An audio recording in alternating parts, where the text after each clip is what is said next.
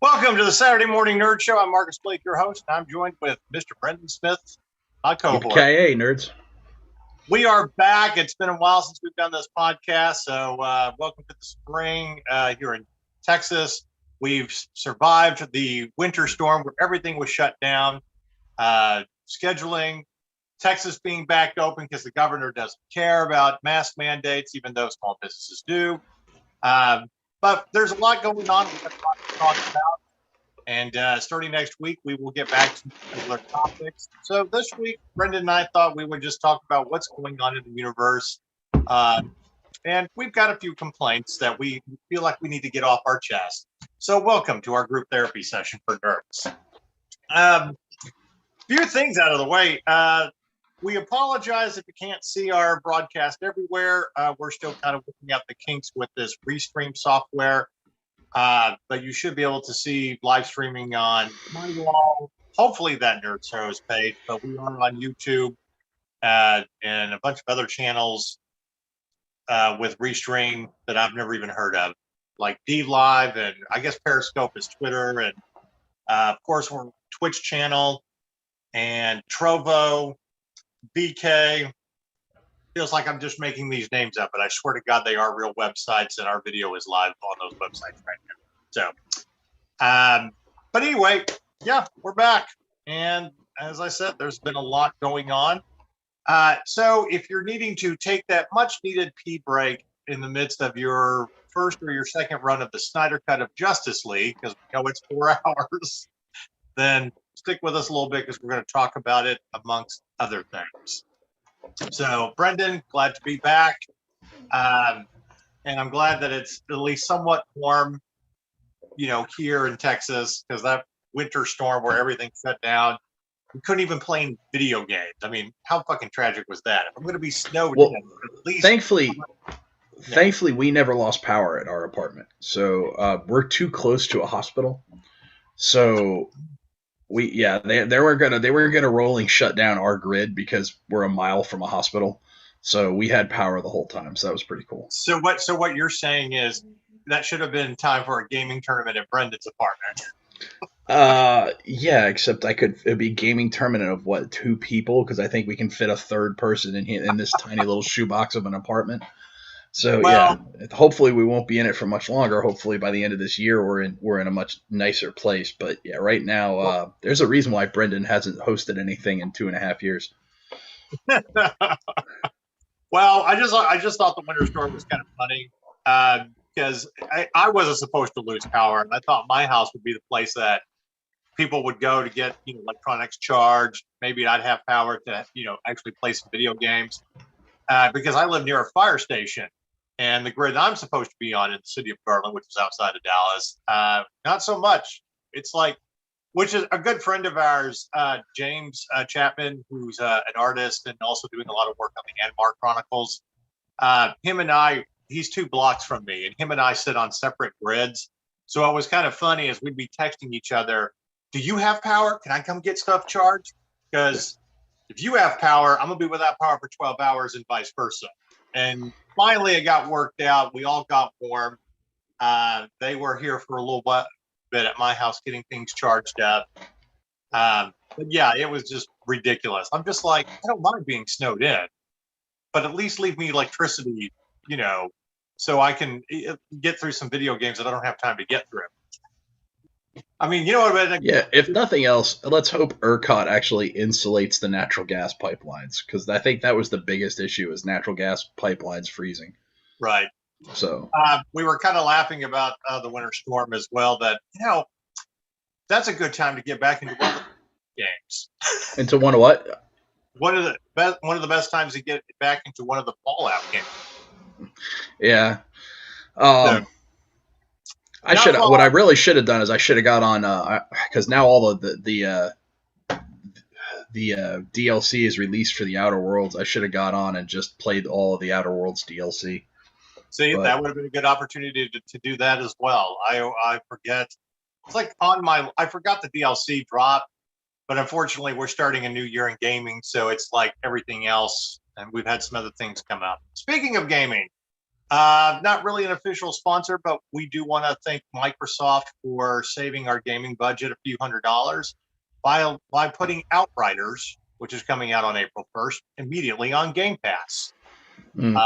Game Pass is the best value in gaming, bar none. Yeah, well, and it's funny that we were talking about that again not too long ago, because we're beefing up tournament consoles and getting extra TVs and getting ready to try to do that later again this year.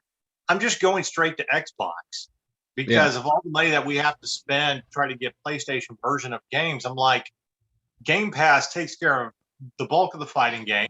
You got EA Play on Game Pass, which takes care of pretty much all your sports games. Which means I don't have to give any money directly to EA, and I'm always in favor of that. Exactly. I can play your games without filling your coffers, and I'm not buying any of your stupid packs from Madden, so kiss my ass. Yeah, that one I don't understand. It's all about mine and the kids, because here's where they're getting their money from that, Marcus. You got kids that have access to their parents' credit cards because their parents don't realize what's going on in the gaming world. Yeah. And so the kid, they put the credit card on there so the kid can buy a game, but then they don't realize that EA's mining your child for pack after pack after pack of players, and you get your next credit card bill and the kid spent $4,000 on Madden packs, and you're like, holy shit, what the hell just happened? And it's too late. Since they moved to the Frostbite engine anyway, the Madden versions haven't really been that good to spend all the money, and especially the Madden 21. It was okay, And This is how lazy EA is at developing Madden. In Madden 20, if you take the time to do a replay, right? Don't look at the play. I don't give a shit about the play. Zoom up to the upper standings, the upper deck of the stadiums. And on the facade of the upper deck of most of the stadiums, it will still say Madden 19. That doesn't surprise me. I think they pretty much did the same thing for Madden 21 because during the and year the Super Bowl, by the way, the Super Bowl celebration hasn't changed since Madden 17. No, I know. It's you basically are spending money to play the new season. And I'm kind of like, that's fine. We didn't spend retail prices on the latest version of Madden. I actually picked it up for myself, but it was about $25 one weekend. I'm like, for that, I'll do it. I'm not spending $60 on a game that isn't complete. And they're trying to. I love our GameStop friends who are always trying to get me to, it's like, oh, you're going to get the new MLB The Show? No, because you didn't do anything to it this year, except you have a Jackie Robinson edition. See, honestly, what I think, and this would actually save EA money and possibly make them more money, and also not make us feel like we're being as raked over the coals as bad as consumers, is right. Like they only make big advancements in the sports games. Like every 3-4 years, there's a leap forward. Right. Okay, so why don't they just release one game every 3 or 4 years and then have DLC for the new schedule, the new teams, the new if there's an expansion team, the new rosters, and charge us $20 for the 2020. So you get so let's say it was 2020 was the new Madden. So 2021 you can get the 2021 DLC pack for $20. And then they wouldn't have to put as much into, developing a new game every year. They would probably make more money. They'd spend less in resources. And everybody else wouldn't feel like we'd be raked over the coals for $60 every year. I know. I mean, it's almost like you're becoming Activision. But, that's... that's a whole other story. Oh, Bobby Kotick, you dick. Well, here's my favorite thing about what's going on with them. So they release, the new Call of Duty, and it's like they try to come out with a Call of Duty every year. First of all, you haven't had a really good, interesting campaign since 2013. I think Ghost was the last really kind of cool campaign. You leave it on a cliffhanger and you don't ever go back to it. The best version of Call of Duty last year was the remastered edition of Modern Warfare 2, which is that game's 11 years old? Yeah, and it's generally considered the best Call of Duty ever made. I bought it for $30 because I wanted to play the campaign. Then 2 months later, it's free on PlayStation. I was like, come on. But you did this extension of it's like we want to revisit titles, okay, that were really good for us. So we're going to go back to Black Ops. We're going to have a new story set during the 80s, and it's cool that we have Ronald Reagan in there. So you got this disc with all of this gig. When I had the PS5 version, which I just downgraded to the PS4 version so I could play it off an external hard drive, the PS5 version I had to have on the internal hard drive. It was 187 gigabytes. And what did it cost? It's like a third of your hard drive space on that thing. I know. So you got zombies. You got the Black Ops campaign. Access to Warzone, which is free anyway. Then their multiplayer. And then they threw in the other previous version, Modern Warfare. So you didn't have to use that disc anymore. So you got 2 games, multiplayer, zombies, and Warzone all into one thing. And yet you made everybody pay $60 again, and you're not going to give a discount because they bought the previous, Modern Warfare. Well, I mean, that goes into, what I was talking about before we got on the show, just Activision and how bad of a company they've become under Bobby Kotick. And I mean, and let me put it this way. When I say they're a bad company, I mean, they're bad to consumers. They're bad to employees. If you're an investor, they're a great company because in the last 2 years, the stock price has more than doubled. And from like 41 at its low point in February 2019 to I think it's currently sitting at 95. or somewhere around there. And then it's year over year earnings from 20. That's sitting at 90.49 as of close Friday. So and its year over year earnings from 2019 to 2020 were up 1.5 billion dollars. I mean, that's more than the GDP of some small countries. Right. Yeah. So, they're at $8 billion in annual revenue. So if you're an investor, you love Activision Blizzard. But then there's the dark side of Activision Blizzard, where they actively, market loot boxes, which are essentially slot machines to children. And, they go ahead and even though they have all this financial success, they lay off 190 people while giving Bobby Kotick a $200 million payout. The optics on that are just god awful. And like that literally, like, you could take half of that $200 million payout and pay for those 190 people's jobs for the next 5 years.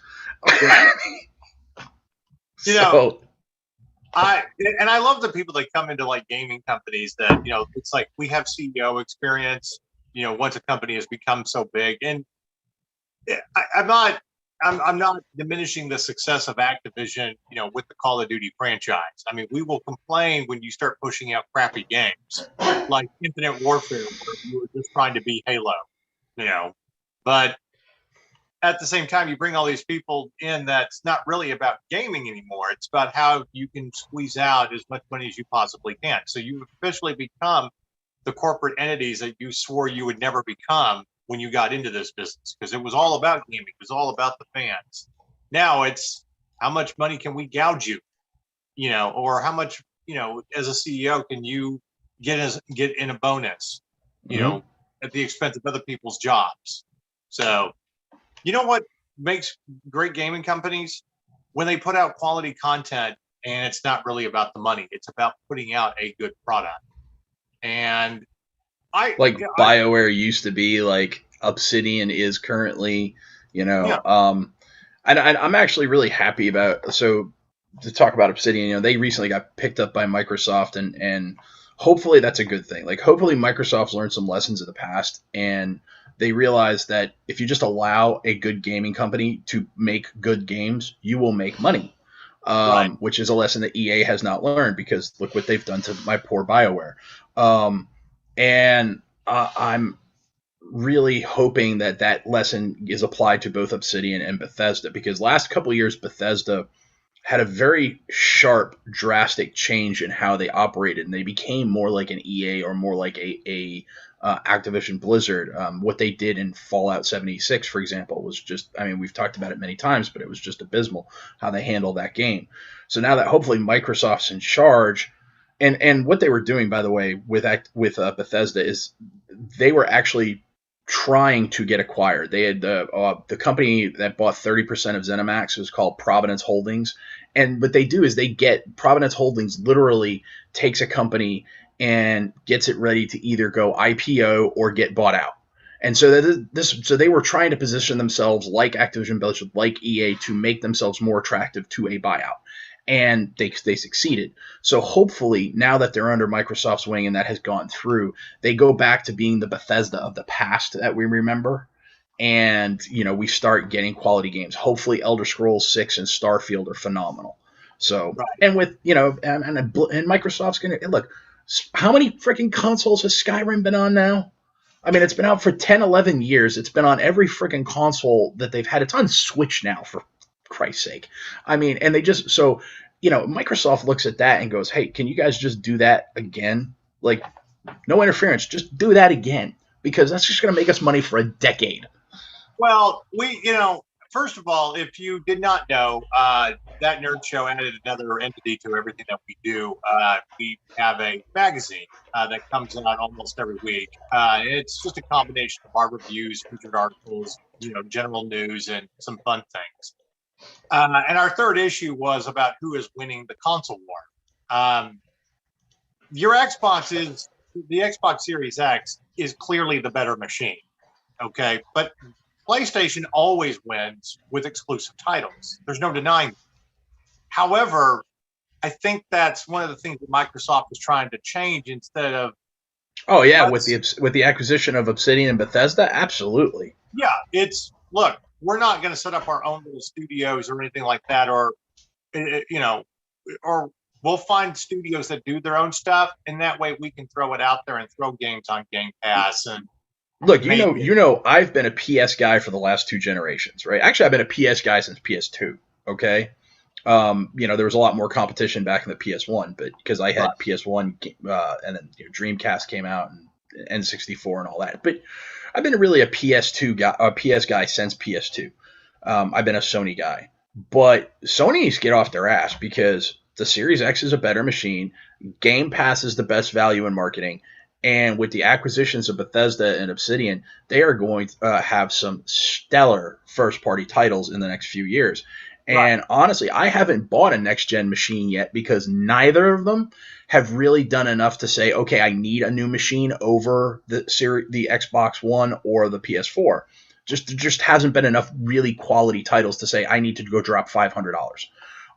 So, you know, if Sony doesn't get their act together, I can tell you this will be the first time in 4 generations that I've bought something other than Sony first. And I was almost the same way, but I mean, of course, we needed studio consoles so we could review them, and something budgeted by us before the pandemic. I do find myself playing a lot of games on PlayStation, and I always I was talking with our squad leader Scott about this.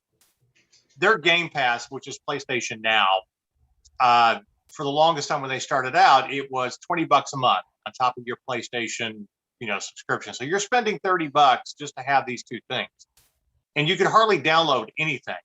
Yep. Well, in response to Microsoft, they dropped the price to $20, and all PS4 games or PS5 can actually be downloaded to your hard drive. It's the older games that you still have to stream, which doesn't take much in the bit rate anyway. So it is a very good value, and you're getting a lot of great exclusive, PlayStation titles. And one of the things that they also did was for the PlayStation 5 customers, the back titles that were free on PlayStation Plus, you can get all of them now that or pretty much all of them that they've had, especially the PlayStation hits.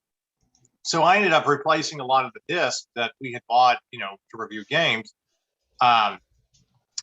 I didn't need it when we started doing our Zombie Chronicles. I didn't need to upgrade anything because I had Black Ops 3 free Zombie Chronicle, being a PS5 customer. So I recognize the fact that they're trying to compete and be better. But right now, they still have the better exclusive titles. But you had to do that in response to the value. Yeah. And let's be honest, it's good to have, it's good to have two competing systems. Like I hate the console fanboys that just shit on the other console without any regard to actual facts or reality. Because that's just annoying. The fact that we have competition is better for gamers and it's a completely different form of entertainment, granted. But look what happened in the early 2000s in wrestling.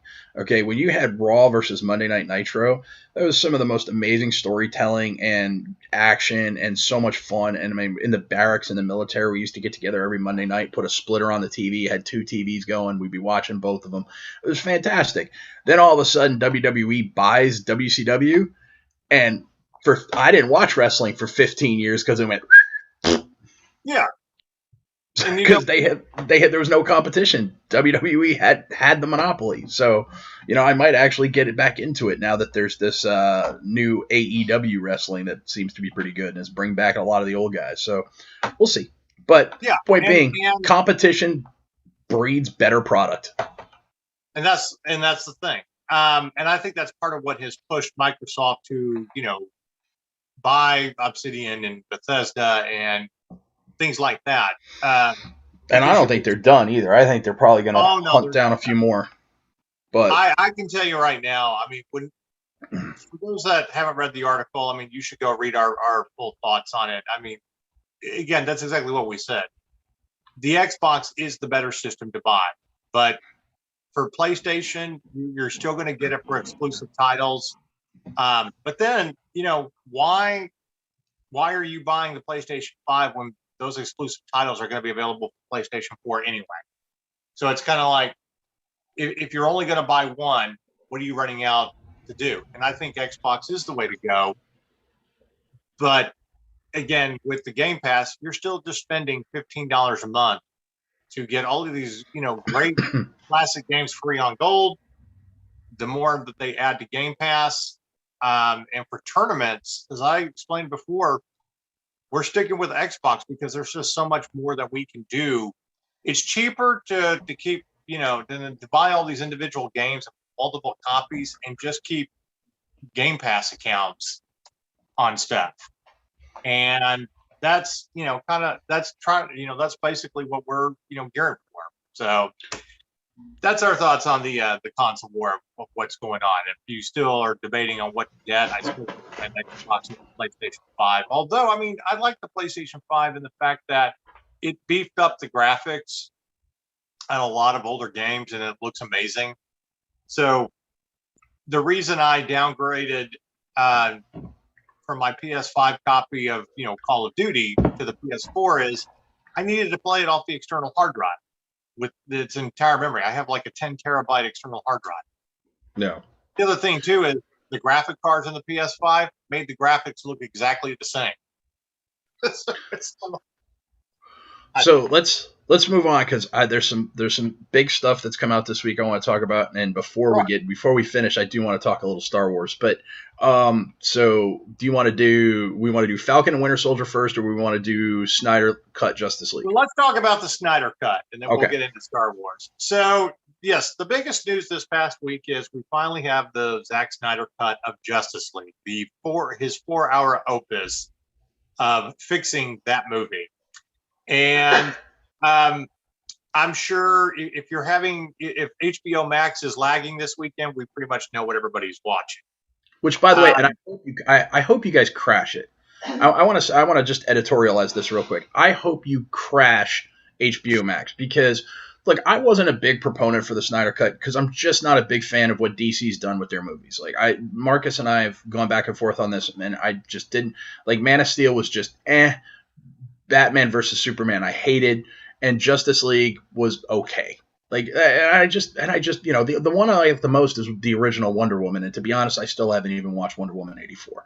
But so I just so meh on everything DC does because Warner Brothers just doesn't know how to manage the titles they have. They just don't. They're terrible at it. So I was not a big Snyder Cut proponent. Like I just didn't care. It was not like I was against it. I just didn't care. But I said, all right, so the fans got this done, right? The fan push was so strong. The people, I guess, whoever owns WB, I guess it's AT&T now, who owns Warner Brothers. They said, no, we're doing this because like the fan reaction is so strong, and Snyder apparently volunteered to do it for nothing. So whether that's true or not, he claims it's true, but I know they spent $70 million. So if none of that found its way into his pocket, then kudos to him for doing it, being a nice guy. But I said, all right, well, this is a win for the fans, right? Because so many things out there right now, like I watched Sonic, not because I wanted to watch Sonic. I watched Sonic because I wanted to support it because the fans got it changed. And when fans unite and everybody agrees this needs to get done, that's a rare thing. And we need to support that because we need to vote with our wallets and show these corporate guys that, yes, if you listen to the fans and not just do something that you think will kind of sort of please everybody, but really please no one. Hello, Last Jedi. Hello, Rise of Skywalker. You will get rewarded. Okay. So I watched it. I sat, and honestly, while it was a 4 hour, yes, it's 4 hours, and it does feel long at points. It didn't feel 4 hours long though. To me, it felt like watching an extended cut of Lord of the Rings. To me, it felt like 3 hours, maybe three. It just didn't feel like I took half of a workday to watch it, because that's what it was. And I think that can show too. One, I want the fans to crash HBO Max. I want HBO Max to pick up a bunch of subscriptions from this. I want HBO Max to get crashed a bunch of times. I want the bigger ups at Warner Brothers, at DC, at AT&T to just sit back and go, holy shit, maybe we should listen to these guys more often. Number one. And number two, what I also think this shows is fans are willing to sit through a 3-4 hour movie to get the damn story they want. Right. You know, I mean, the biggest thing I think this movie did was backstory for the characters, specifically for Cyborg and Flash. Right. Because you get all of those moments with their fathers, okay, and what they've gone through to get to this point. And that character building, that world building is important. It was completely lacking in the Whedon version. And I think that's a prime example of studio interference when you're trying to cut down a movie to 2 hours, and it's like you basically set that movie up to be part one of a 2-part movie, and then never did part 2. Right, but what you have done with the Snyder Cut is you've left it to where it can be Justice League. Obviously they're not going to face off against Darkseid, okay, but you get to where it's fine if you never do anything else again. Okay. It kind of closes the book on these characters. You know, the Justice League got formed and yada, yada, yada. And I'm sure DC will never come back and do it because they just fucked everything else up. But I agree with you that it doesn't necessarily feel like wasting 4 hours of your life, but it does long. Kind of the thing that I pointed out within the review is there's a lot of scenes that can be cut. It didn't necessarily need to be 4 hours. I think you could take 20 minutes out of it and it would be fine. Here's where I'm going to tease Zack Snyder a little bit. You could probably take 20 minutes out of it by just cutting down the slow-mo scenes by about 50%. Well, that man loves his slow-mo. Yeah. But I was also going to point out, like, I don't need multiple scenes of Lois Lane grieving. We get it. There was only one scene of her grief that, teased anything. And it's when she, finally picks up her press pass again, and a little bit of a spoiler. And that was less about Lois Lane and more about introducing the Martian Manhunter. Right. It was. But at the same time, you're teasing the future of everything, and kind of Lois Lane is the key, blah blah blah, because you see a pregnancy test in there, and But no, I also feel like with this movie, it's like, do we really need a Cyborg movie? I don't. No, you just had one. Yeah, I mean, literally one whole hour of that is Cyborg. So honestly, I think no, we don't need a Cyborg movie. But I will say this: I am more invested in a Justice League 2 now than I was. Like now, I want to see a Green Lantern Corps movie, and now I want to see Justice League 2 with Green Lantern, with Martian Manhunter joining the JLA. And fighting Darkseid. Like I'm actually more invested in any and hopefully, and that's another reason why I want HBO Max to get crashed this weekend, because like if they see, oh wait, people actually like this storyline, maybe they'll actually make movies for it. And by the time they actually get written and made, maybe everybody will have their damn vaccine and we can go back to the movie theaters. Because as much as I'm going to be able to like putting Mortal Kombat on my TV here in about 3 weeks. 4 weeks, I kind of rather see that in the theaters. I mean, there's something about going to a theater. Yes, home is convenient. And yes, I think streaming is going to eat into the movie going experience, just like what they're doing with Star Wars on Disney Plus. But there's still even with whatever Favreau and Filoni do with their verse within Star Wars, I really hope that the ending event is like its own trilogy that they get to direct, where all of those shows culminate in a movie trilogy that we have to go to the movie theaters to see. Like, I love the event. I love waking up on, we wait for months for a movie to come out, and then you wake up that morning and it's Star Wars Day and it feels like you're 10 years old and it's Christmas. So I really hope that DC, and especially for a lot of our fans who are huge DC fans, like my buddy Rob from the Navy, or James, who loves those characters, I really hope that they do the Green Lantern Corps, that they do Justice League 2, and we get to see all that. So, well, I hope they get their act together and, find a way to bring, these people back. I mean, because whether you they just need to hurry up and hire Kevin Smith to be their Kevin Feige. Right. whether you like Ben Affleck or not, Ben Affleck has been one of the better Batmans, Bruce Wayne's. Is he the best? No. No, but he was a lot better than I thought he was going to be. Yeah, he didn't bring the movie down. And I think that's the thing. That's a testament to Ben Affleck being a better actor as he's gotten older. And I think he's taken a page out of that because, he got into directing. He's directed some phenomenal movies. But I think he really did capture an older Bruce Wayne. And I've loved Jeremy Irons as Alfred. Jeremy Irons is phenomenal in everything he's ever been in, save the Dungeons and Dragons movie. Well, everybody's got to do that one movie where they phone it in and for a paycheck, yeah. And that was his. That was Dungeons and Dragons is to Jeremy Irons as Jaws 4 was to Michael Caine. It's an SAT question. Right. I will say this about the Snyder Cut. I personally gave it a 9 out of 10. I feel like it's the one that we've always deserved. Okay, I like the darker themes. I will only say that there is one thing about the theatrical release that I think was better. I really wish they had kept that line when Superman shows up to fight Steppenwolf. That I'm a fan of truth, but I'm a bigger fan of justice. It's a cheesy line. I get it. But it's a comic book movie. There's a little cheese is okay in a comic book movie. But I think that's kind of like a little nod to Christopher Reeve and that kind of cheesiness about Superman. Yeah. Although I did like that when he shows up and he just the axe just hits him and he doesn't move and he just goes, not impressed. I know. It's okay for what it is. I just think the other line is better. However, no more CGI jawline. We don't ever have to watch that again. No more CGI and mustache gone. Oh my God. Personally, when that movie was being filmed, I lobbied for Superman with a stash.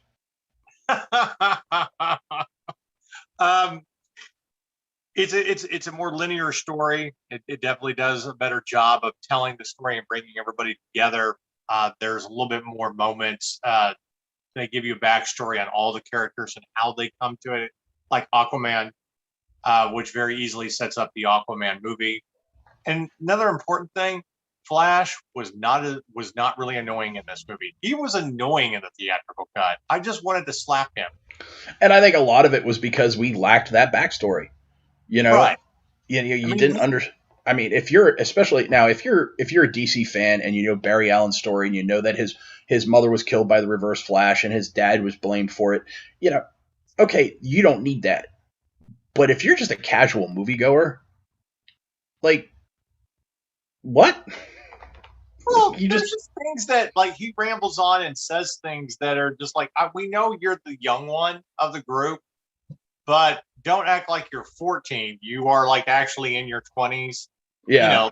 He's not Peter Parker. He's not Peter Parker getting bit in his sophomore year of high school. I don't need your whole thoughts about brunch.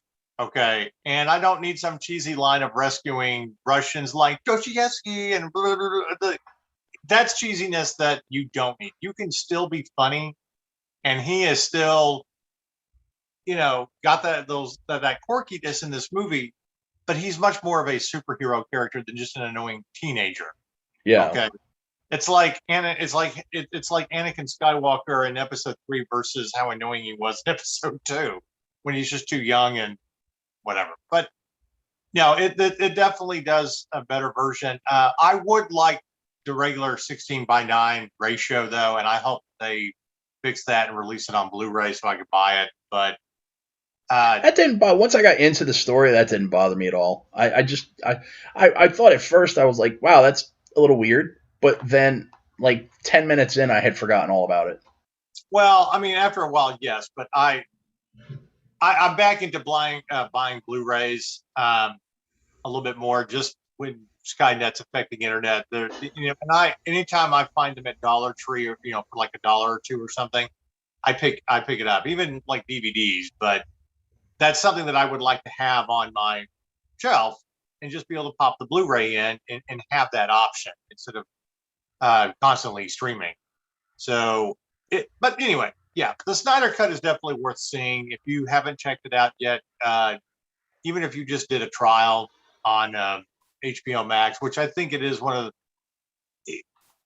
to me, it's one of the must services you have to have. If you're figuring out your streaming budget, then obviously we have a company account we all share. But if you're doing your own personal account and you're like trying to stay underneath $50 and trying to figure out what you're going to get, I think that one is definitely better than like Showtime or trying to get Stars and a bunch of other stuff. I just can't wait until Titans and Doom Patrol season 3 come out, because honestly, Yeah. that's aside from the Snyder Cut, that's the best thing DC's got going right now. Although I do want to point this out, I might have texted you one night. A lot of shows are leaving other streaming channels and they don't really announce it. They just kind of disappear. And I was going on a binge watch of Person of Interest, one of our all-time favorite shows. Almost done with it, and then it left Netflix. And then I figured, well, it'll end up at CBS Access, which is now Paramount Plus. Nope. And I'm like, well, where did it go? Because I'm not paying for it on Amazon. And it ended up on HBO Max. So it's like, how'd that happen? I wonder if I wonder if HBO's parent company owned the Person of Interest production company. Because if that's the case, CBS might not own the show. Right. And that could very well be. But, HBO Max is starting to get a lot of NBC shows that didn't end up on the Peacock streaming service, which is for NBC. Because I noticed with The West Wing and Friends and Fresh Prince of Bel-Air, that back catalog ended up on there. So it's like it's trying to figure out. It's just trying to figure out, well, where is this show now? Where did it move? It's not on Netflix. And then of course Netflix is trying to raise their price. All right, we didn't really do this week's Side of the Apocalypse at the beginning of the show because today is just kind of catching up in the nerd universe. But since I mentioned Netflix, I want to talk about this week's Side of the Apocalypse. Netflix is tired of you sharing passwords with people because they want everybody to pay I think they're up to $20 a month now. It's weird, but go ahead and finish. I have a retort. Well, it's not about just having multiple profiles that you could give to people. Okay. If you have a family profile and your daughter or son is off to college and still using his, no, they don't want you to do that anymore. You all have to be in the same household to have that profile, or you have to pay for your own Netflix account. Well, first of all, bullshit. Second of all, it isn't going to stop everybody, okay? Because you're not really going to figure out. You're trying to verify, does so-and-so live at this address, okay? And if you're not going to have like a company account for media outlets like us where everybody is streaming, or all of the streamers that we get from Netflix for reviews end up on like my main profile, you're ruining that aspect of it. I mean, we're not going to make everybody have to pay for that kind of crap. What's the point of having multiple profiles if people can't use them in other places? You've given 5, that's not good enough, and you keep literally raising your prices every year. And I get it when you're really trying to go after, great content and making movies, but do you really think that's going to stop people? All I know is here at that nerd show, everybody lives with me.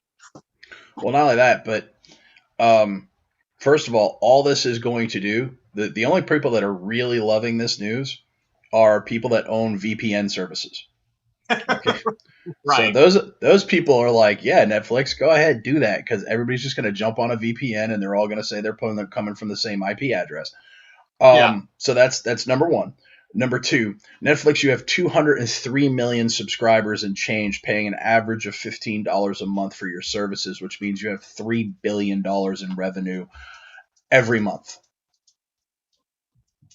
Yeah. $3 billion a month. That's $36 billion a year. On behalf of Netflix subscribers everywhere, I'm sure I speak for all 203 million and change of us. From the bottom of our collective hearts, eat a bag of dicks. I mean, some of you executives might not be able to get that extra car or that extra yacht that you've been wanting. And we understand the hard times that you're going through. But let me tell you, okay, here, since we're talking about actors and acting and subscriptions, let me do it in a Shakespearean tone. Go forth and ingest an entire satchel of Richards. It's like, there's a new movie coming out called The Gray Man. And I know the author, which I will eventually love to interview him about how this, came about. An early novel got picked up. And I mean, Netflix spent like $200 million to the rights, and then they're spending more to make it. It's got Ryan Gosling, Chris Evans, and it's going to be like one of their biggest hits. But again, if you feel like you're hurting with the billions of dollars that you make every year to be able to do stuff like that, where, you've got to get more subscribers and we can't share the passwords, then again, like Brendan pointed out, the people who are really going to win are VPN companies. And then, of course, Pirate Bay. So good job. If that's what you want to do. Gonna sail on over to the Internet Tortuga. Yeah, you know who's not really complaining except for 3 or 4 people when it came to Disney raising their prices this month to $7.99 a month instead of $6.99 a month? Nobody. Because it's still less than $10, and we still get better quality programming on Disney Plus than we do with most of the streaming channels. Yeah, honestly, you know what? And if you compare Netflix, I think really for the most part, they're streaming content with a very few exceptions, like Stranger Things, is about quantity over quality. They just they just buy a shit ton of there's like stuff that they just take from Europe and they just buy the rights to and they throw it up there and go, hey, it's a Netflix original. No, it's not. It's some shit you got from Europe. I mean, and that's fine, but it's not a Netflix original. And so if you take the quality rather than the quantity of streaming stuff from Disney Plus or even Amazon, like I'll put Bosch and I don't watch it, but Aaron loves it. The Marvelous Mrs. Maisel we just The Expanse up against anything Netflix has. Right. I mean, I'm glad for all of the the European content, like especially Australian TV shows. There's some great Australian shows that are on Netflix. That's fantastic, and we probably wouldn't know much about them unless they were on Netflix. Sure. Some of these, great British shows. But everybody is doing their own streaming channel. I mean, and updating our company accounts. I'm like, let's see, we now have we have BritBox, Acorn added, to the company Amazon account. It's like we've got everything covered that is specifying this. And I looked at the bill and I'm like, wow, I was doing this to save on cable, and yet I'm paying cable. but I mean, it's a company thing too, and it's a write-off. It just Netflix. Oh, again, you're just being idiots. If you feel like you're not making enough money because too many people are sharing their profiles, whatever. Just you guys are just being idiots. And if you didn't get enough in your $1 million bonus, especially during a pandemic when people are still hurting, you get no sympathy from people like us. So we're happy with the other streaming channels if we have to cut you out. Oh, and by the way, I say that lovingly as we do review your films and give you free press. We don't have to do that anymore. So anyway, Netflix, this week's Sound of the Apocalypse, blah, blah, blah, blah, blah. So we're going to spend another about 20 minutes and going over some stuff we want to get to real quick. The Falcon and the Winter Soldier, that premiered this week. And I don't really have much to say about it it's the first episode. Yeah, I gave it a 7. I mean, it's like, and I don't mean that in a bad way. Like 7 is still good on our scale. It's just understand it for what it is. They at least drop you into some quick action and a nice set piece Sure. with Falcon versus Batroc. They brought back Georges St. Pierre, which is nice. Who, if you're not familiar with that character, that was the martial artist that was fighting Captain America. I think it was Captain at the very beginning of Captain America and the Winter Soldier when they drop onto the ship with Black Widow and a bunch of guys from Shield, and he has to fight a dude, and that's in the comics that's Batroc the Leaper, and he's played by MMA legend Georges St. Pierre. So to get to see Georges St. Pierre again, and it looks like he survived the encounter with Falcon, so I'm sure he'll pop up again later in the season. And then, but the rest of it was kind of character building to see where, and really the first half of the episode was Falcon, the second half was the Winter Soldier, and just kind of see where they are in dealing with the demons of Steve being gone and, Winter Soldier coming to grips with what he did while he was under mind control and trying to make amends. So it's a good episode, but I mean, if you didn't watch it this week and you waited 4 weeks and then watched 4 in a row, you would have. It probably will look better once we get the rest of the season. Yeah, I mean, and that's the thing that's what kind of annoys me about Disney is you're dropping these beginning episodes. It's not even at least give me the first 2 if you're going to make me wait every week. Yeah, like Expanse this year gave us the first 3, the first night. And that was kind of cool because then you kind of it's almost like a movie to start the season, Right. I think, and since the Falcon and Winter Soldier is only going to be 6 episodes, I think, then, okay, I could see, just 2. Give us 2 the first week. Give us an hour's worth or a movie's worth of content. Yeah. I mean, season finales or season premieres are usually 2 hours anyway. So I didn't think much of it. It was great. The one thing that I kept, they kept coming to mind as I'm watching it is Sebastian Stan. I'm like, wow, he really does look like Mark Hamill. I'm just the more that I look at him, I'm like, just get the hair right, and you've got your young Luke Skywalker. And and honestly, I know people want the deep fake stuff, but I think that you can only the only way you can continue on with the Luke deepfake is if you're only going to do small bits of Luke and Grogu sprinkled throughout Mando and the other shows. But if you do a Luke and Grogu show, which is currently rumored, and granted that's all rumor, right. But if you're doing a Luke and Grogu show, you can't deepfake a whole season. You got to get an actor in there. And look, it's been 40 years, and Mark Hamill has said he is now officially done with the character. So, I mean, is it really sacrilegious to recast him at this point? I don't think so. Well, you know what? You gave us a young Han Solo, and he wasn't terrible. I mean, it was actually a really fun movie. So I think you have, if you're going to find, and especially if I think Mark has already given Sebastian his blessing. I think Mark is even all in on Sebastian continuing the character. I think he's even said that many times on his Twitter. So to me, I'm the big, me, I'm the biggest freaking Mark Hamill fanboy there is, and Luke Skywalker fanboy there is, and I hated what Last Jedi did to the character. So if I'm saying it's okay to go ahead and recast him at this point, then I don't think anybody else really has a leg to stand on that. But that's just my opinion. I could be wrong. I've said at the beginning, we need a Luke Skywalker series to tell more of his character, to better understand how he got to the point in the Disney Star Wars trilogy where he went into hiding. We need to see him as a badass more than just 4 minutes in The Mandalorian.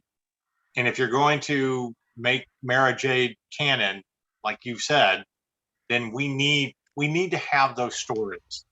And the more that I look at Sebastian Stan, the more, and even listen to him, there is no better actor that I think would really pull it off. So which, by the way, there's rumors that Karen Gillan is in conversation to play Mara Jade. And I was reading this on, I don't know if it was We Got This Covered or Screen Rant or whatever, but they were like, it's kind of hard to imagine her playing it. I'm like, really? She's gorgeous. She's a redhead. She's athletic. She's done athletic roles like Nebula and the character from the Jumanjis. Are you familiar with Mara Jade as a character? Because she's on my top 2 or 3 actress wish list for the character. Right. Yeah. Her and Sophie Turner from Game of Thrones would be my number 1 and 2. And like, whoever, if you're honestly complaining about her being able to take on this role or whatever, or you just didn't like her on Doctor Who or whatever, which she was actually great on Doctor Who, just get off of it, okay? We badmouth.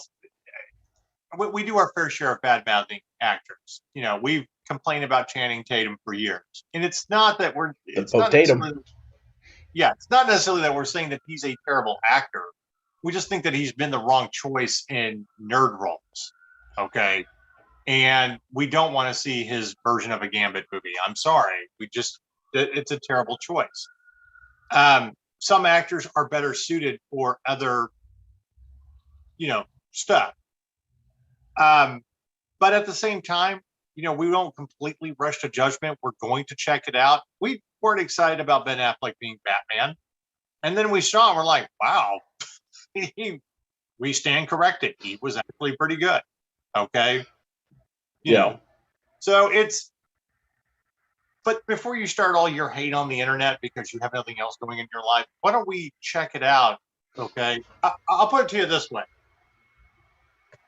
I did not want to see them make a Top Gun 2. I didn't think there was any reason to revisit that. Don't try to, and I'm not saying that the movie's going to be good. We haven't seen it yet because it got delayed.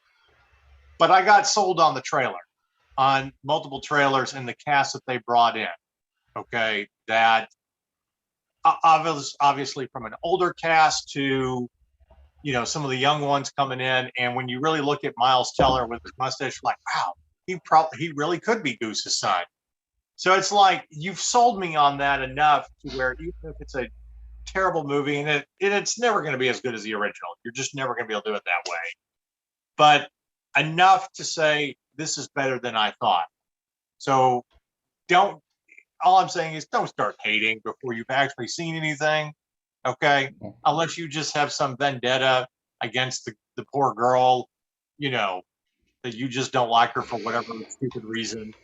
Yeah, I would, but I'm looking forward to that. I hope they do bring Mara Jade in. I hope they expand with Sebastian Stan as Luke, and I hope we get a lot more adventures in that. But so one other piece of bit of Star Wars. I don't know if you've been following the High Republic at all. Their new book comics. Okay. Yeah, a little bit. Can I get just a modicum of more creativity? Look, all right. First of all, the new pilot, the new kind of Han Solo character, they described as, we were looking for like a cool 1990s Matthew McConaughey, who's apparently ambiguously gay. Or maybe not. They don't know. But his name is Leox Gyasi, which is an anagram for Leo the 10th is gay, as a reference to the gay Pope Leo the 10th. Now, I don't know if you're trying to make him gay or not, because the writing's so confusing. But if you are, it's Star Wars. Star Wars and Star Trek have had gay, trans, interspecies relationships for years. Like, if he's gay, you don't have to be ambiguous about it. Just say it. Number one. Number two, if you want to go like the Captain Jack Harkness route and he just fucks anything, I'm cool with that too. Right. Just say it. This ambiguous shit is terrible. But it gets worse. Listen to the rest of his crew. His navigator is a rock. A sentient, force-sensitive rock named Geode, which is another word for what? Rock. So it's a rock named Rock. Is it a rock person like Korg in Thor? Or like a Earth Genasi in Dungeons and Dragons? No, it's a fucking rock. It's an obelisk. Okay? All right. So that's his navigator. His co-pilot is a strong black woman. And that's great. I love strong black women because they tell you what they mean. There's no ambiguity from them. They just tell you what they mean. Exactly. Her name is Affie Hollow. You named... And I wish that was it. But like Billy Mays from Beyond the Grave, but wait, there's more. Go out on a limb, Marcus, and guess for me what the name of their trusty ship is. I have no idea, but is it like Hollow's Gate or something like that? No, that would have been better. It's Vessel. Vessel. They just call it Vessel. Which is another word for what? Ship. Yeah. So they have a rock named Rocked and a ship named Ship. So basically, that's your version of I don't want to name my pet, so we just called cat. Cat. It's like you don't know what gender it is. I respect its privacy. Yeah. from Grosse Point Blank. Or you can go the Breakfast at Tiffany's route, where it's not really my place to give him a name. He just showed up, and we're kind of hang out together. But you can give me that excuse if you look as good as Audrey Hepburn. So. Also, if the ship was sentient and just showed up. But like if it was because we do have we did have living technology ships in Star Wars. That was the Yuuzhan Vong in the New Jedi Order series. I don't know. I mean, it kind of makes you wonder about creative people. I mean, I understand if you've got a project where you just need to put together really quick. I mean, if you know the story of how all the lore came about with Transformers for the toy line. Basically, they walked into one of the designer's offices and said, look, we need names for these toys. And he cranked out all the names we know now, like on a legal pad. Okay. Yeah. And God bless him because he did a good job. Right. But he put some thought into it as well. So yeah, I mean, what kills me about this is not some slap together project. This is a project that's been in the works for years. It was announced well over a year ago. And it even got pushed back a little bit. And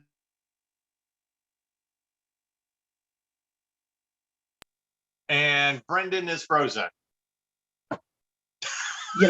This went through the publishing of it, got approved by her.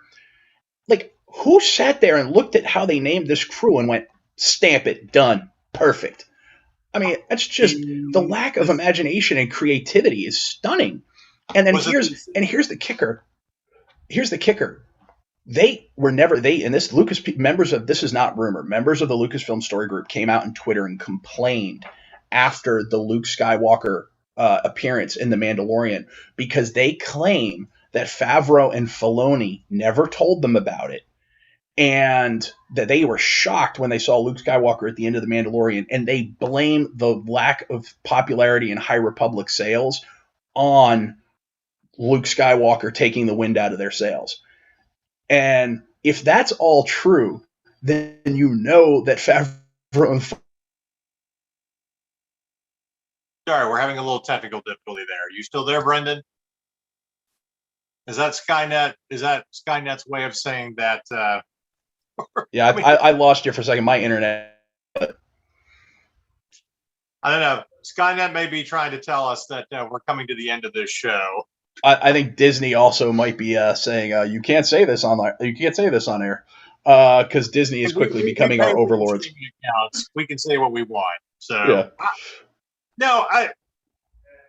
And I get that, but at the same time, as we wrote in our first article about how this, the Mandalorian saved Disney Star Wars, just let Filoni and Favreau do whatever the fuck they want to do, and just give them money.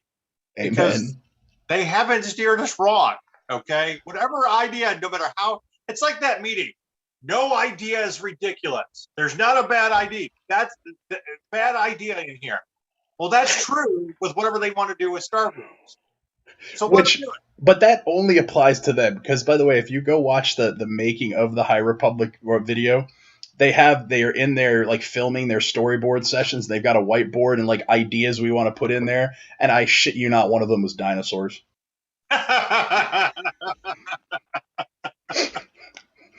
So there's no bad ideas from Favreau and Filoni, but that only extends to them. Look. Sometimes you can't take that extra hit off the bomb. Yeah, for me, I was like, okay, somebody put down the crack pipe. Just put it down, back away. Too many for creativity. Yeah. But we also need people to be able to tell them no. It's almost like you have the same people running Lucasfilm. During episode 1 that just wouldn't tell him no with whatever crazy idea he had. And that's how we got Jar Jar Binks. So, speaking of which, still the best cosplay I've ever seen this was many years ago at one of the Dallas conventions. I love the young African American girl who cosplayed as Michonne, but was wearing a Jar Jar Binks cap because she skinned him. I lost everything you said at that because my freaking internet jacked up again. I usually never have problems. You know what's going on right now?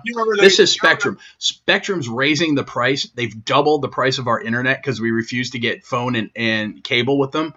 And so we're kind of in a war with Spectrum right now. I'm going to be threatening them to leave for AT&T if they don't drop the price again. Well, this is why I have Frontier Fios. But I wish I could. Yeah, I was just commenting on the fact that that girl who was dressed as Michonne at a convention, who was wearing the Jar Jar Binks cap because she skinned him. Yeah. Or scalped him. That and my other favorite, the other favorite I've seen, it was online, it wasn't in person. It was a woman who was wearing pieces of the Cookie Monster, and she had a Cookie Monster like with his head right here, and it said, "All hail the new Cookie Monster." She earned the title by defeating the original Cookie Monster in honorable combat.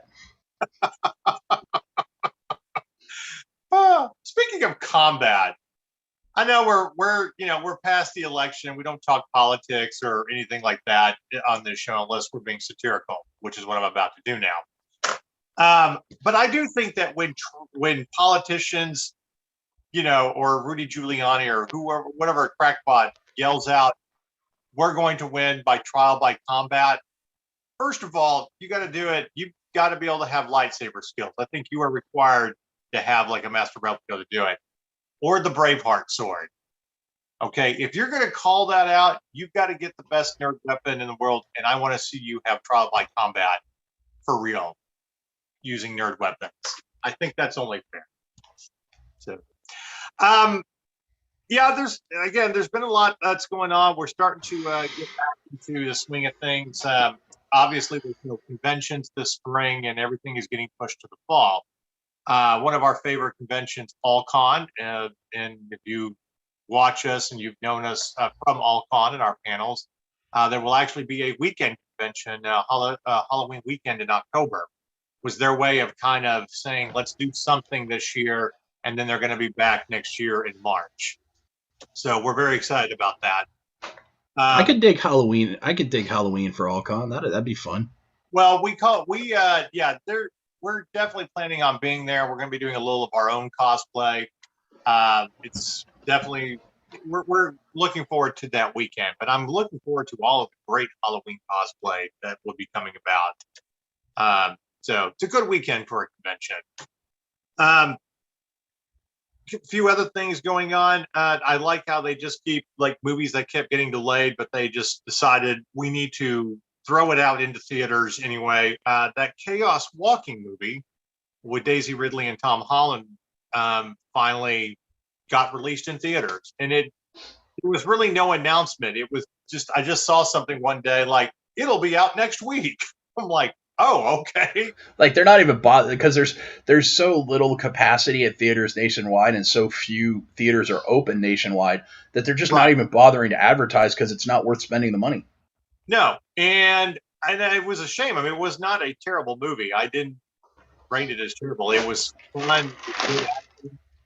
And I hope they were able to, continue because it's supposed to be a trilogy, which they won't because, again, it is what it is. But again, what I found kind of hilarious is it just all of a sudden happened, and I've been waiting on. This was one of the movies that we really wanted to do last year.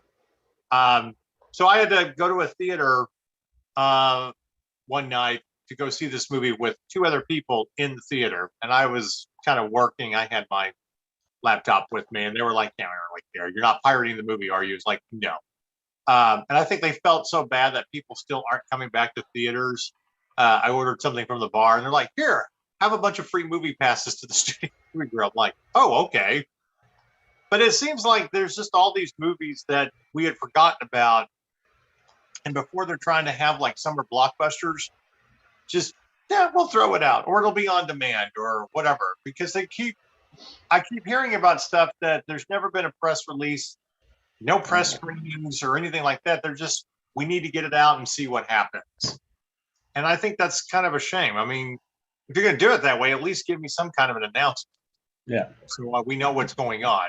But we did get a review on it, and I gave it a 7. It's an okay film, and there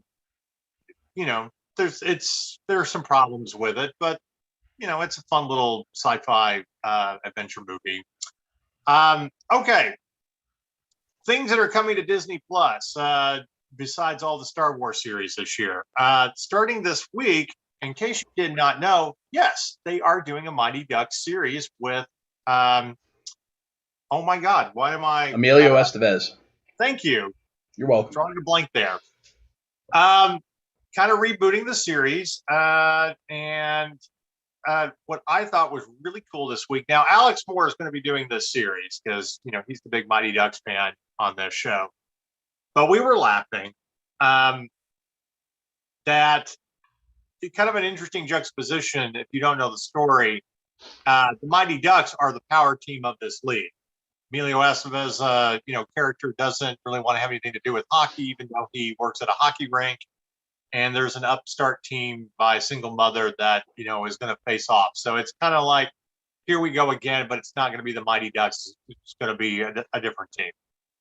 The original cast, for the most part, is actually coming back for a little bit. And there was a really great team photo of about half I saw it with Emilio Estevez. Joshua Jackson wasn't in that video or in that picture, but yeah, I thought that was kind of interesting. And I don't think the kid who played Goldberg was either. He's had a lot of problems as an adult. If I remember correctly, I think he had some serious drug issues. I don't know how he's doing, but well, anyway, that will be starting this week, and it actually looks really good. I've always been a huge fan of Emilio Estevez, especially movies that he directs. So we'll definitely be checking that out. Now, one of the other things that also got announced a while back is, there's been a Willow series in development at Disney Plus. For those of you that are too old to remember that movie, it is on Disney Plus. You should go check it out. Great fantasy adventure story of a dwarf who has to rescue a princess. Swordsman played by Val Kilmer. But it's another thing that kind of being ferret played by Kevin Pollak. Right, Kevin Pollak. That's like his first role too. Yeah. But yeah. Anyway, it's set like 30 years into the future with the princess, I guess being queen or whatever in a new adventure. I don't think obviously Val Kilmer's going to be in it because of all the health problems he's had. But I thought that was kind of interesting, and I'm torn on it. I'm like, there's a part of me that's like, that's kind of cool, but I don't know. It just seems like it would kind of ruin the movie. Going back to the Mighty Ducks for a second, just because I want to say this. Every single person involved in that production should call up William Zabka and Ralph Macchio and thank them for Cobra Kai. Oh my God, yes. Because Cobra Kai paved the way for that. Well, since we haven't been on a podcast, I'm glad you brought that up. Thank you very much for starting our new year off right by dropping Cobra Kai Season 3 a week early. And did you not deliver on that? It has been the biggest season that we've had so far. I mean, you really brought people back. And I'm going to tease what we're going to talk about next week. We didn't have enough people this week, but this is Brendan's topic, talking about sympathetic villains. Cobra Kai Season 3 kind of gave you sympathy for Kreese by giving him a backstory. And, a little bit. Yeah, loved it. But I mean, it was so easy to binge watch in a day. Everybody was about kind of texting each other like, oh my God. I kept texting Allison like late at night when they finally got around to him, like episode 5 when he goes to Japan, that's the best. Really geeking out. But by the way, yeah. the person who really becomes a sympathetic villain, though, is the villain from Karate Kid 3 who got teased for season 4. Terry Nichols. Yeah, because in the show, in the flashbacks, you assume it's the character with the ponytail. And then the character with the ponytail gets killed, so we figure out that it's actually the other buddy who almost got them all killed and who was the weak link of the group. And now he wears a ponytail, and basically his whole life is kind of one sad tragedy where he is trying to be the friend that he got killed. Right. Yeah. And that's some real, like, deep PTS issues. Yeah.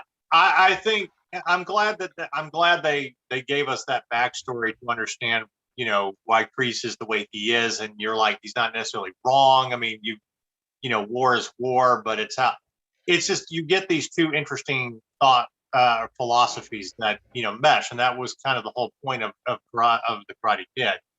But I mean, it's also about, redemption too. I love the 5th episode's my favorite, when Daniel goes back to Japan and runs into what's her face, and then Chosen, and he redeems himself, and it's just, and of course they foreshadow to other moves that Daniel is. But you get this, and I was talking about this with Allison. Really, the best thing, if you want to understand like Johnny and Daniel's relationship, is Allie coming back into the picture and telling them both, like, you guys are more alike than you think you are. Yeah. And you shouldn't be enemies. You're rivals. It's stupid. But yeah, Cobra Kai really paved the way for a lot of these shows to be able to come back and prove that you can have great storytelling while also tickling our nostalgia a little bit. So, which, by the way, also should be a message to, further the Favreau and Filoni's power, because they said, here's J.J. Abrams a couple years ago complaining you can't make a movie to satisfy new and old Star Wars fans. And then here comes Favreau and Filoni going, hold my beer. Because The Mandalorian is loved by, it doesn't matter if you're sequel trilogy, prequel trilogy, or original trilogy fan, you love The Mandalorian. And frankly, the Clone Wars, the TV show, basically proved what I've said for years, is that Anakin, like, episode 2 should have been episode 1. And that episode 2 should have taken place halfway through the Clone Wars. And that would have, because we didn't need to see Anakin as a whiny kid and then again as a whiny teenager. We needed to see him as a whiny teenager, then a headstrong teenager, then a guy who's a confident Jedi Knight, but he's in love and he's got this attachment, and this attachment is ruling his life, and this fear about losing this attachment drives him to the dark side. Right. That would have been the trilogy. The Clone Wars, when you go watch it, and Filoni has such a deep understanding of it, the Clone Wars really help you see the prequel trilogies in a different light. Yeah, I absolutely agree. But again, that's just a testament to the when you have quality writing and understanding the lore more than anything else, then. And I think, and not just the lore, Marcus, but the intent behind the lore, because I think what makes The Mandalorian such a success is, instead of trying to make a copy of Star Wars, which is essentially what JJ did with The Force Awakens, they're not trying to copy Star Wars. They're trying to pay homage to the same types of filmmaking that George was paying homage to, the spaghetti westerns, the Kurosawa samurai films. And so because they're writing a similar story based on those same influences, rather than trying to carbon copy what George created, allowed themselves a little bit of freedom, allowed themselves more creative license, but staying true to the spirit of what George wrote. Right. No, and I absolutely agree. So it's just, I think the only person that'll probably be really upset is Kathleen Kennedy, after we have pretty much figured out that whatever you're trying to do is not working, resonating with fans, and it's these other folks here that really know what the fans want, and you're kind of on your way out, and should be.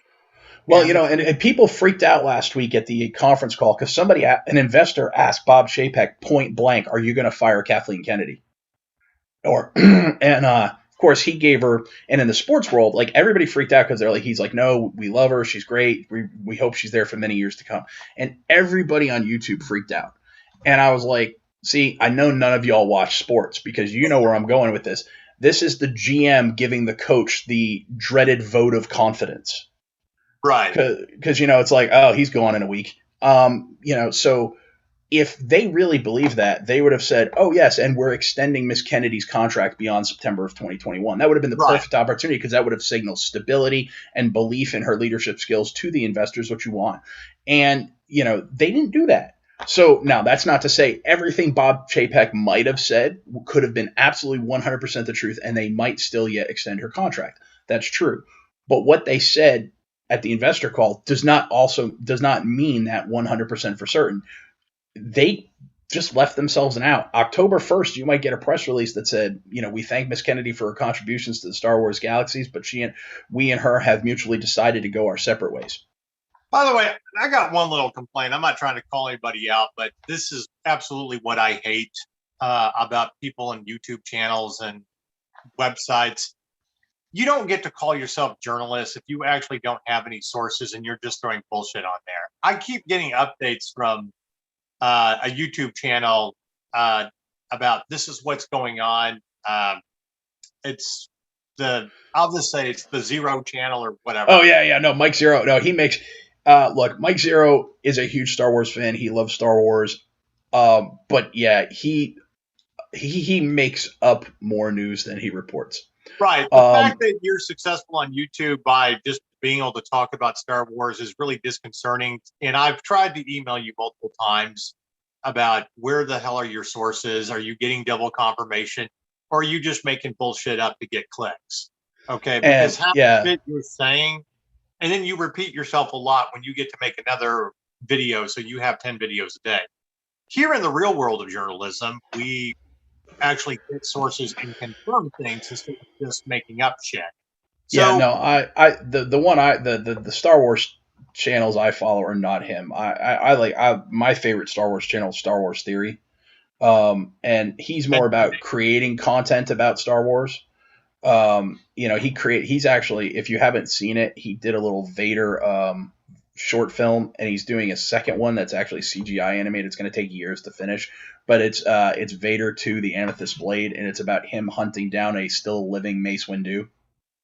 Right. And the CGI trailer for it is insane. It looks like they pulled it right out of the beginning of a video game, and it's Mace Windu just wiping out a bunch of these clone troopers, and then you hear from above and behind him, you hear Vader's breath, and he turns around and he's got a mechanical arm and his face is all scarred up, and you can just hear Samuel Jackson's voice going, "Skywalker, I owe you one, motherfucker."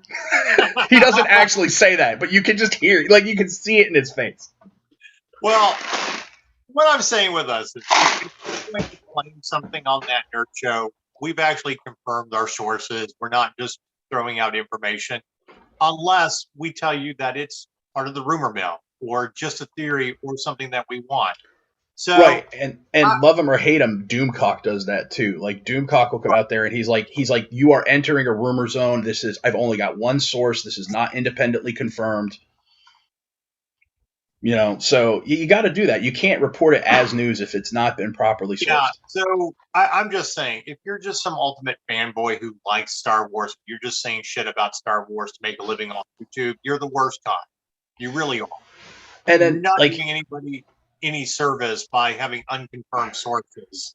And the sad part though is that actually is working its way into other types of real journalism too. Like this week, okay, so the NFL free agency started this week, right? And of course, news is just going nuts. And of course, everybody knows I'm a Pats fan. The Pats have signed a shit ton of people.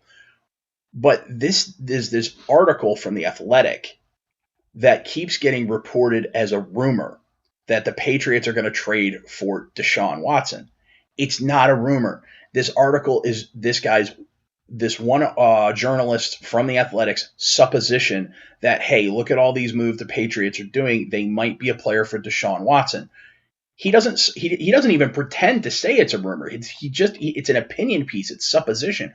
But everybody else is sharing it, and it says NFL rumor says Patriots are looking to trade for Deshaun Watson, and it's just bullshit clickbait. It's like, stop reporting it as rumor. It is not a friggin' rumor.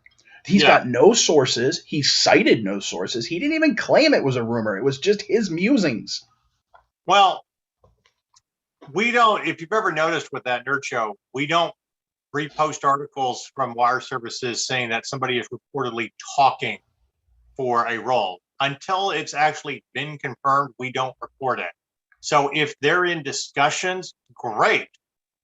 But that's just a rumor mill, okay? Because people pull out at the last minute, or things happen, or because if you don't pull out at the last minute, you got child support. Well, how many times have we seen that somebody is reportedly in discussions for a role, and that's just the studio using someone else to try to drive the price down for who they really want, or to gauge fan response of whether or not they think that'll be a good fit for the role?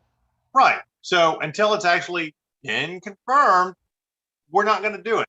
And I guarantee you, Disney does that, because I've seen like stories go out from two different sites that have the direction of Disney. What, they've heard this from a Lucasfilm source, and they're two completely different directions. And then you see one gets a terrible response, one gets a good response, and 6 months later, Disney goes, "Hey, we're doing this." Yeah. It's like it's their way of not having to do focus groups. It's just like, we'll throw shit on the internet and let that decide. Yeah, we'll just throw a bunch of misinformation on the internet. Right. We'll see which gets the most positive response, and we'll go with that. Right. But I will say this, as an editor, no, you're not a journalist if you have unconfirmed sources and you're just trying to make it out to be news. You're just some asshat with a YouTube channel saying bullshit. Okay. And we have enough of that out there. Okay. So anyway, all right. We're going to wind this up. We will be back next week with more people. But we just kind of wanted to get back in the swing of things and talk about what's going on in their universe, things that we're excited about. Yes, we are very excited about the Mortal Kombat movie that's coming out next month. We will definitely be reviewing it as well as playing Mortal Kombat. In regards to video game releases, I believe our first major title that we'll be reviewing will be Outriders, which I mentioned earlier will be free on Game Pass April 1st. So we're very excited about that as a multiplayer game. And other than that, I mean, we don't have any timetable on major releases. I'm sure they'll all be this fall, as per usual.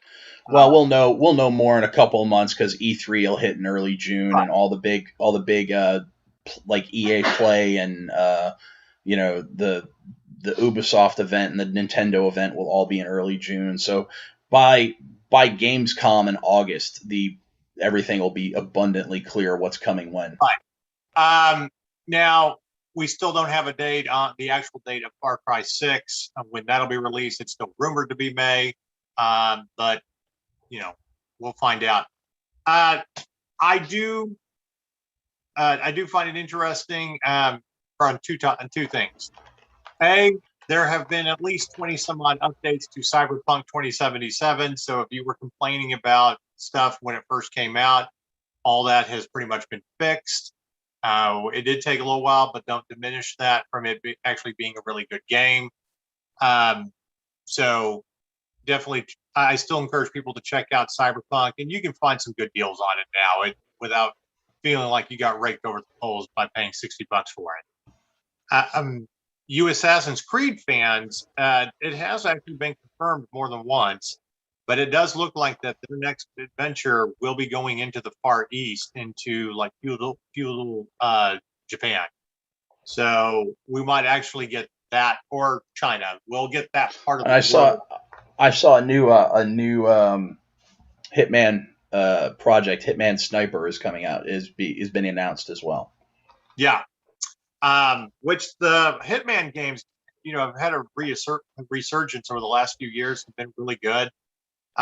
We have not had a chance to play Hitman 3, which came out in January. But I do think this really cool discount store 2 blocks from my house next to Free Play in Richardson, Texas, where I found a copy of it for $20 yesterday on Nice. Xbox. It was like, awesome. I will definitely check that out. But yeah,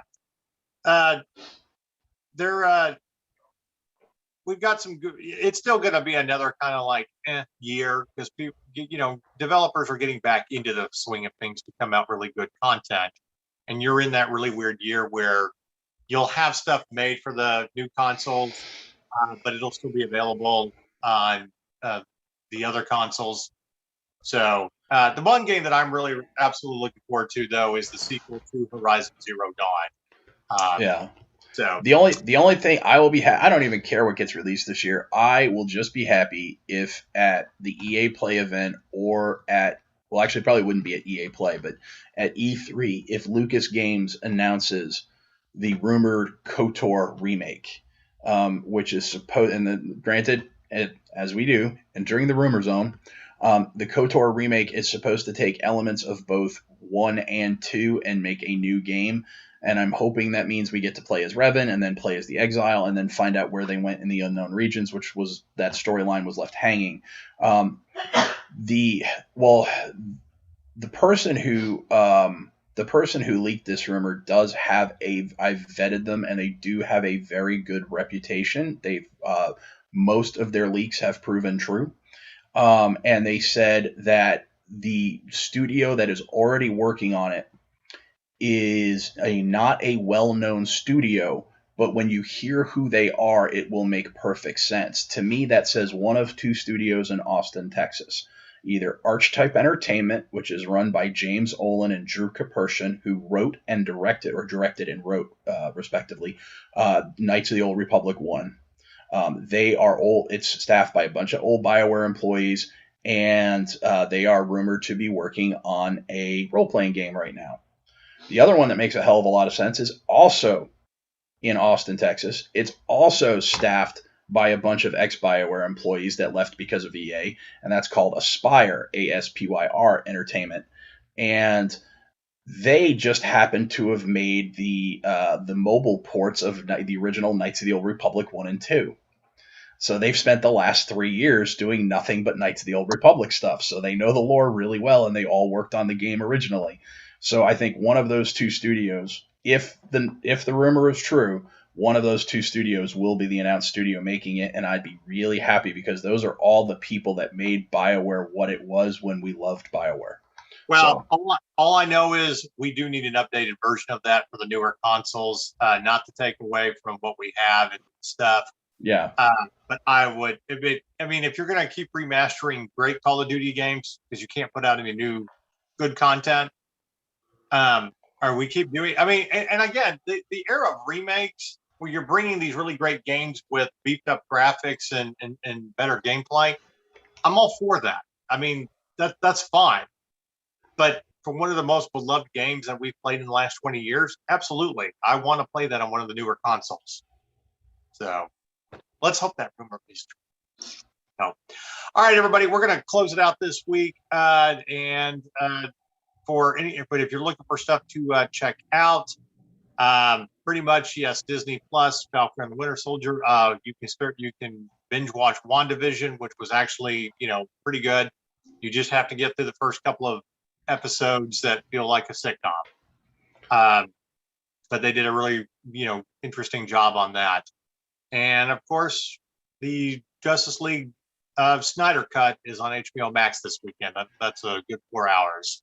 So unless you're taking a break and watching the NCAA tournament. Before we go, in about 29 minutes, there's going to be a live stream on YouTube for the Bluebonnet Brew Off. This is the 35th annual Texas Bluebonnet Brew Off. My friend Rob and I have 3 beers in the competition. We have a Wee Heavy, an American Pale Ale, and a Belgian Pale Ale. So wish us luck, and good luck to all the other home brewers who are participating. Awesome. Something you can check out if on the internet. Yeah, just go to YouTube and search Bluebonnet Brew Off. All right. We are out of here. Thanks for watching. We'll be back next week.